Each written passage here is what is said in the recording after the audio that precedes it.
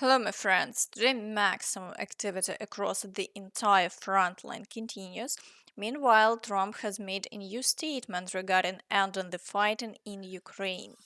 Ukraine, with Russia, Ukraine. We've got a little progress. It's a tough one. It's a nasty one. It's nasty. People are being killed at levels that nobody's ever seen. It's very level fields, and the only thing that stops a bullet is a body, a human body. And the number of soldiers that are being killed on both sides is astronomical. I've never seen anything like it. And rapidly, I get reports every week, and it's not even, it's like just going down. Nobody's seen anything like it. It's a very flat surface, a very flat land. That's why it's great farming land. It's the breadbasket for the world, actually. But it's very flat, and there's nothing to stop a bullet but a body. There's no protection, no nothing. And what's happening there is far worse than people are reporting for both sides. So we're going to. Trump was also asked whether Ukraine should give up territory to Russia. Do you believe that Ukraine should cede territory to Russia? Well, I'm going to let you know that after I have my first meeting. But a lot of that territory, when you look at what's happened to those, I mean, there are cities that there's not a building standing. It's a demolition site. There's not a building standing. So people can't go back to those cities. There's nothing there. It's just rubble. Just like when I knocked down a building in Manhattan, which is actually, this is worse, actually, because we do it step by step. This thing has just got demolished. And by the way, in those buildings are many people. Many people were in those buildings. Friends, Trump's response revealed a lot. First, he essentially said he will push Zelensky to give up those territories because everything there is destroyed and there would be nowhere for people to return. Rebuilding those cities would require billions, which no one would want to give to Ukraine for free. Second, we can deduce from his answer that meetings will be held and decisions will be made then. Additionally, MP Honcharенko reported that Ukraine and France are discussing the possibility of holding a meeting on January 20, the day of Trump's inauguration, similar to the one in Paris, involving Trump, Macron, and Zelensky.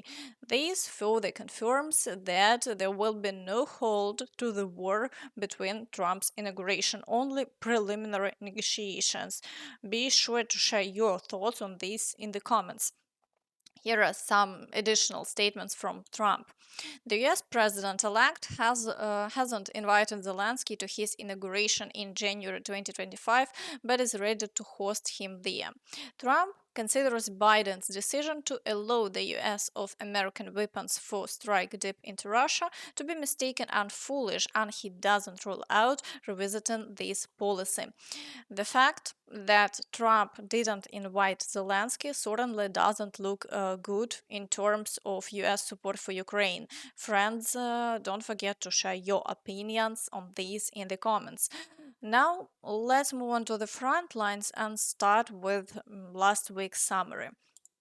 Over the past 7 days, the Russians captured another 119 square kilometers. That's approximately 17 square kilometers per day, which marks significant progress. As we can see, the advance continues without pause. Let's focus on the Pokrovsk direction. Unfortunately, not all plans of the Ukrainian general staff worked out here. The Russians were partially pushed back, but clearing the village of Shevchenko completely was unsuccessful because the Russians deployed a massive number of troops to the area. As a result, counterattacks only led to clashes. The Ukrainian forces are now openly stating that the operation has nearly failed. Fighting also continues today around the village of Pishane. Similarly, the Russians are attacking the villages of Zelene, Dachinske, Lysivka, Promeny, and Myrolubivka. The situation remains very difficult because the Russians continue to amass significant manpower to break through Ukrainian defenses and seize Pokrovsk. This has been made possible due to the rapid retreat of the Ukrainian forces, which left many settlements nearly intact. Consequently, the Russians have places to hide. Additionally, the Russians were gifted a powerful defensive line near the village of Novopustinka, on which millions were spent. As a result, they quickly entrenched themselves on these positions and are now holding their defenses firmly. The situation is also worsening in the direction of Kurakhove. The Russians have claimed full control over the village of Yelyzavetivka, and the Ukrainian side has confirmed that Russian forces have advanced beyond the village. This has resulted in further changes to the front line, with the Russians gaining an additional 1 kilometer and 100 meters. However, Ukrainian forces successfully conducted a counterattack, pushing the Russians back near the village of Trudove by approximately 1 kilometer and 500 meters. This allowed the Ukrainian forces to withdraw from Romanivka, Hanivka, and Uspenivka. As a result, the territory in this area has been slightly expanded. This suggests that the issue of potential encirclement has been partially addressed, enabling Ukrainian forces to retreat, albeit under heavy shelling. Fierce battles continue along the entire front line as the Russians persist in their attempts to capture Kurakhove. Fighting is ongoing on the outskirts, but the situation there remains extremely difficult. It's clear that Russian forces are gradually advancing in the Velyka Novosilka direction. The Russians are continuing the assaults on the village of Novyi Komar. They are also shelling Velyka Novosilka and attempting to advance from Makarivka while launching assaults on Novosilka itself. The Russians appear to be doing everything possible to encircle the town and bring it under their control. However, as of today, no new changes have been observed along this part of the front line. In the Zaporizhzhia direction, the Russians continue their shelling but are not conducting any new offensive actions. The situation has remained unchanged over the past day. In the Kherson direction, the Russians are actively attempting to advance near Hola Pristan, targeting the islands. They are also trying to move forward near Kozachi Lahari and attempting to cross the right bank of the Dnipro River near Nova Kakhovka. However, the Ukrainian forces have successfully repelled all attacks so far, and there have been no changes in the situation over the past 24 hours.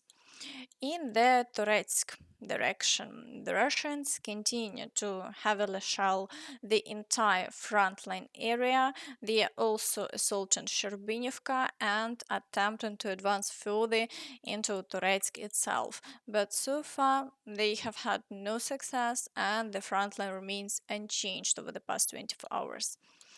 In the Chasiv Yar direction, the Russians have slightly reduced the activity, with attacks observed only near Stupachki, and ongoing battles are taking place in the Chasiv Yar area. There have been no changes over the past, as all Russian attacks have been successfully repelled by the Ukrainian forces. In the Siversk direction, the Russians are assaulting Bilohorivka and attempting breakthroughs near Verkhnyo-Kamensk, Vyemka, and Ivanodaryevka. However, there have been no new advances so far, as all attacks have been successfully repelled. In the Lyman direction, the Russians continue the assault on Terny, but they still have no success. The situation remains unchanged over the past day. In the Borova direction, the Russians continue the assaults on Zaporizhzhia and Lozova, while further south attempts to break through toward Novosilka and attacks on Kharkiv persist. However, the situation remains unchanged over the past day.